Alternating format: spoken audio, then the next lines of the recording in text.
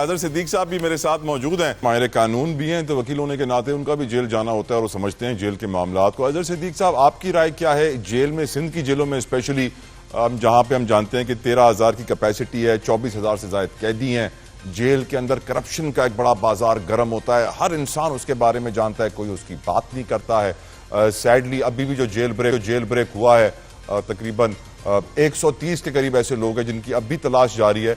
और मेरा ये खदशा है, बहुत सारे लोगों का और भी खदशा है कि इन 130 के अंदर 2, 4, 5 कोई हाई प्रोफाइल खतरनाक दहशतगर्द भी हो सकते हैं, टीटीपी के या कलदम तंजीमों के, जिनका ये प्लान भी हो, जिनके तहत उन्होंने सबको भगाया हो। आपका इस पे ओपिनियन, इस जेल ब्रेक के ऊपर, जेलों के हालात के ऊपर, करप्शन के बाजार के ऊपर क्या है अजहर सिद्दीक साहब?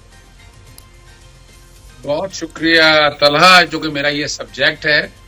मैंने अभी रिसेंटली इस्लामाबाद हाईकोर्ट में एक पिटीशन फाइल की हुई है जिसमें जेलों की सहूलियात के हवाले से, यानी इस्लामाबाद की जेल ही नहीं है, आप हैरान होंगे, यानी आप हैरान होंगे, इस्लामाबाद कैपिटल की अपनी कोई जेल नहीं। फिर पंजाब में जेलों का हालत है, ये सिर्फ सिंध के अंदर नहीं, पंजाब के अंदर जेलों की जो हालत है, और वहां रिश्वत का बाजार गर्म, आपको आना निकलना, बाहर आना जाना। मैं तो खुद चुके लॉयर्स मूवमेंट में 2007 में 26 दिन जेल में रहा हूं, तो मैंने आप अंदर के हालात सारे देखे हुए, वो मौका नहीं है बयान करने का।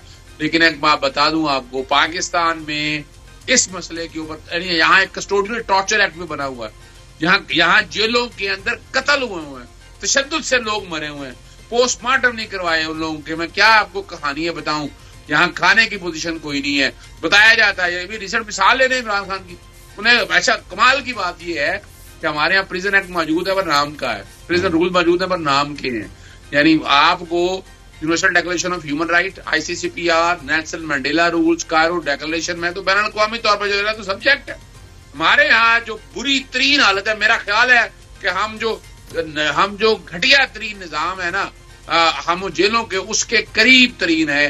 मिसालें आपके सामने, यानी रिसेंटली इमरान खान और बुशरा बीबी के साथ जो ज्यादती और जुल्म हो रहा है वो आप सबने देख लिया। अब आए सिंध वाले मसले में, बड़ा सीरियस इशू है जेल ब्रेक में, और देयर इज एवरी पॉसिबिलिटी कि कोई ना कोई हाई प्रोफाइल कैदी जो है। आज़र सिद्दीक साहब, आपको याद है डैनियल पर्ल केस का भी एक बड़ा एक मरकजी मुजरिम था जो कि जेल से कार्रवाई कर रहा था?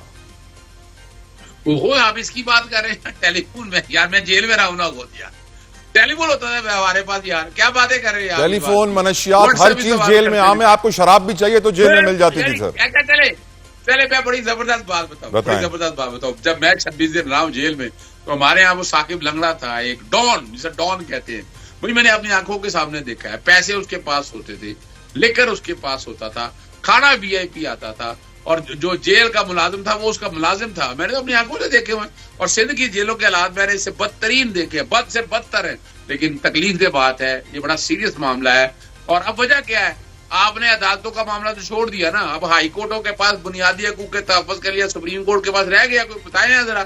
आपने 26वीं आईनी तरमीम के जरिए तबाही और बर्बादी कर दिया। आज मिसाल के तौर पर अभी रिसेंटली में अभी एक और केस आज लगा हुआ था, वो लगा हुआ था कि अपने ह्यूमन ट्रैफिकिंग के हवाले से, कि लोग यहाँ से स्मगल होते हैं। वो कब से हो रहा है? मैं 2018 में सुप्रीम कोर्ट में मैटर को टेकअप किया था, और सुप्रीम, बड़ी मजेदार बात आपको बताऊं, आज कोर्ट में जिक्र हुआ कि जनाब हमने एक लिस्ट बनाई है, PNIL लिस्ट। और तारीखी बात है कि ये PNIL लिस्ट जो है ना, ये सिर्फ उनके लिए थी ह्यूमन ट्रैफिकिंग को रोकने के लिए। लेकिन आप परेशान हो जाएंगे कि 50,000 लोगों के नाम अगर PNIL लिस्ट में डाले हैं, तो उसमें से 100 बंदा भी वो नहीं है जो स्मगलर है। बाकी सारे के सारे सियासी कैदियों को, और इन कवानीन का गलत इस्तेमाल, आज भी हमें ये डिस्टिंग्विश करना होगा। तमाम सियासी जमातों को, हम सब ह्यूमन राइट एक्टिविस्ट को सर जोड़ के बैठना होगा कि हम कैसे जेल रिफॉर्म्स कैसे लेके आए, कैसे हालात बेहतर करे।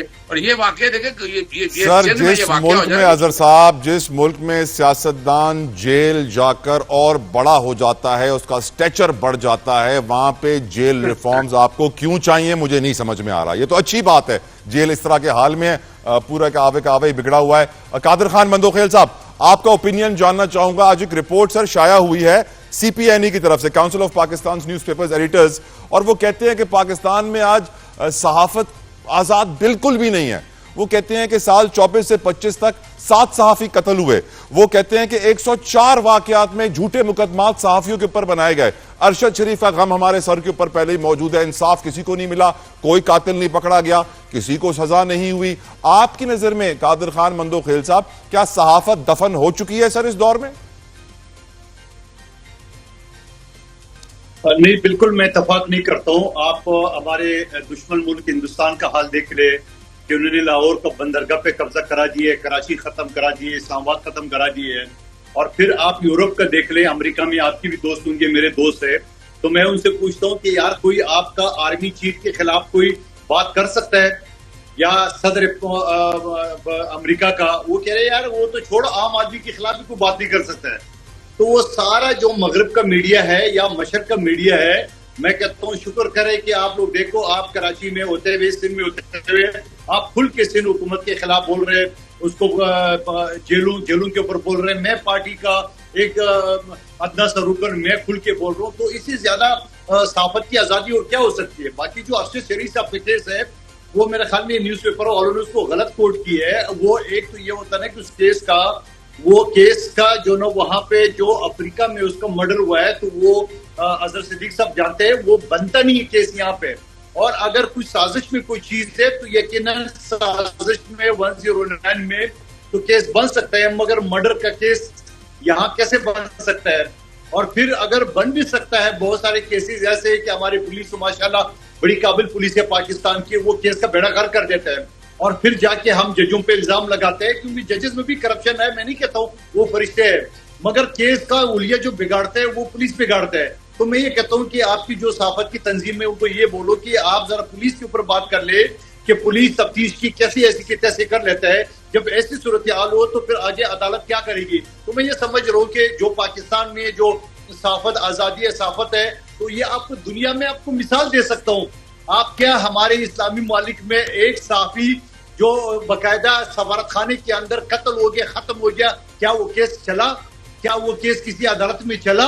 वो कहाँ गया? वो खशोगी थे, क्या नाम था वो साफी का? खशोगी। पर इंटरनेशनल कोर्ट ऑफ जस्टिस में वो केस चला था sir, international court of justice में वो केस चला था, आईसीजे में केस चला था सर। सजा किसी को नहीं हुई, सजा किसी को नहीं हुई। फिर क्या हुआ? यही तो सवाल कर रहा हूं मैं। फिर क्या हुआ? No use. वो आदमी जिंदा आदमी गया, वीडियो में दिखाते हुए सफारत खाने में वापस नहीं आया, आज तक पता ही नहीं चला क्या हुआ क्या नहीं। तो मैं समझ रहा हूँ कि यकीनन सहाफत की जो है वो कंट्रोल है, सहाफत में यकीनन ये है। और कंट्रोल में नहीं कहूंगा कि आपका कोई ना कोई एंकर जो है किसी न किसी पार्टी की जबान बोलता है, तो आप मुझे क्या कहूंगा? मैं नहीं बोलता सर, आप अग्री करेंगे। मैं नहीं बोलता, आप अग्री करेंगे। नहीं, मैं सबकी बात नहीं करूं। आप जैसे बहुत सारे अच्छे लोग और भी मौजूद है, मैं सबकी बात नहीं करूं। एक चैनल जो बढ़ चढ़ के इमरान खान की पार्टी के वो सिफतें करता था, और उसके बाद जाके जब वो इमरान खान की हुकूमत चलेगी, अब वो कहा है, अब बोल रहे हैं, मैं नाम नहीं लूंगा, बड़ा चैनल है। सवाल ये है कि आपकी जो अपने चैनल मालकान है, वो तो खुद किसी और के पेरोल पे किसी न किसी सियासी पार्टी का उन्होंने जो है ना वो हाथ पकड़ा हुआ है। तो मैं ये समझ रहा हूँ, उसके बावजूद अगर साफी कत्ल हो रहे हैं तो नहीं होना चाहिए। क्या वकील कत्ल नहीं होते? अजहर सदीक से 42 वकील कराची में कत्ल हुए। किस वजह से? कि क्लाइंट की वजह से। दुश्मनी क्लाइंट की आपस में होती है, मारा जाता है वकील की क्या कसूर है? वो ऑफिसर ऑफ द कोर्ट होता है। तो मैं ये समझ रहा हूँ कि नहीं होना चाहिए, न वकील कत्ल होना चाहिए, न साफी होना चाहिए, न आम आदमी होना चाहिए। लेकिन मैं ये कहूंगा पाकिस्तान की सहाफत फिर भी आजाद है बाकी मुल्कों की निस्बत।